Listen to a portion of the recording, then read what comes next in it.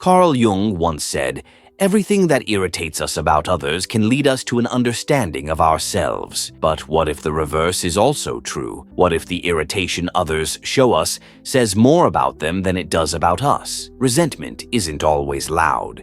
In fact, it's often quiet, concealed behind politeness, fake smiles, and vague compliments. According to Jung, the unconscious mind drives much of our behavior, especially the parts we try to hide, and that includes hidden hostility. So today, we're exploring 5 psychological signs someone close to you may be secretly harboring resentment. These aren't always obvious, but once you learn to spot them, they're hard to unsee. 1. Compliments that leave you confused. You know the type. It sounds like a compliment, but something about it just stings. "Wow, I didn't expect you to pull that off. That outfit is actually kind of nice on you. I wish I had the time to relax like you do." These aren't just awkward comments. They're passive-aggressive digs wrapped in a ribbon of praise. Jung would say the unconscious is trying to leak out, resentment slipping through the cracks in their words. Genuine compliments feel uplifting, but these leave you second-guessing yourself. If you regularly walk away from someone feeling subtly insulted, that's your gut and your psyche trying to tell you something. 2. They smile when you struggle. We all face setbacks, a bad day, a failed project, an embarrassing mistake. But when you tell someone close to you about it, pay attention to their reaction. Do they seem a little too relaxed? Do they offer sympathy, but their tone says, "I told you so"? Jung believed we all have a shadow, the hidden part of us that we disown or ignore. When someone's shadow is filled with jealousy or bitterness, they may feel validated by your misfortune.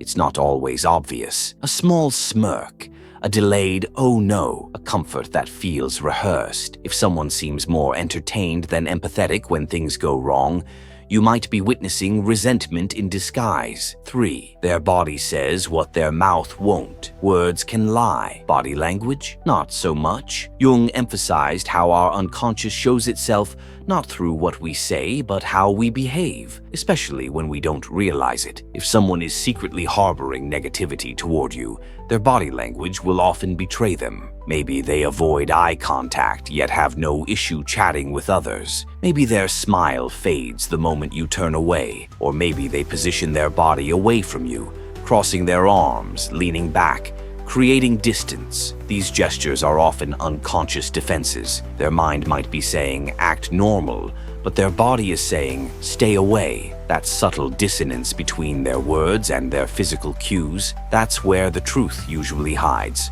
4th, imitation with a twist of competition. We often imitate those we admire, but imitation can also come from a darker place. When someone resents you, they might begin copying you, not to learn, but to compete. Jung's idea of the persona, the mask we show the world, suggests that some people construct their identity in opposition to others.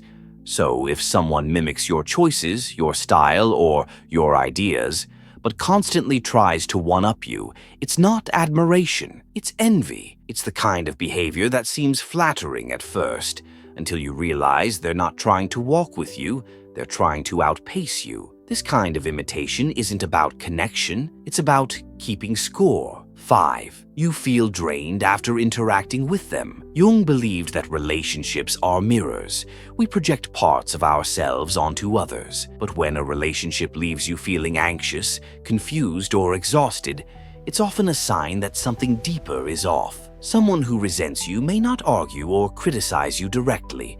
Instead, they may subtly undermine you, ignore your successes, or withhold emotional warmth. Over time, these micro-interactions add up. You might not be able to put your finger on it, but your body knows. You feel tense around them. You replay conversations wondering if you said something wrong. You leave feeling worse than when you arrived. That's not paranoia, that's perception. Your unconscious mind is picking up signals your conscious mind hasn't fully processed yet. Jung taught us that the unconscious isn't just a personal realm, it's relational. Resentment, envy, hostility. These emotions often live in the shadows of our closest connections. Recognizing the signs doesn't mean you should confront everyone or assume the worst, but awareness is protection. It allows you to set boundaries, protect your peace, and understand others more clearly without being caught off guard. And perhaps most importantly, it gives you a mirror to examine your own inner world. Because sometimes, what we notice in others is what we're still working through in ourselves.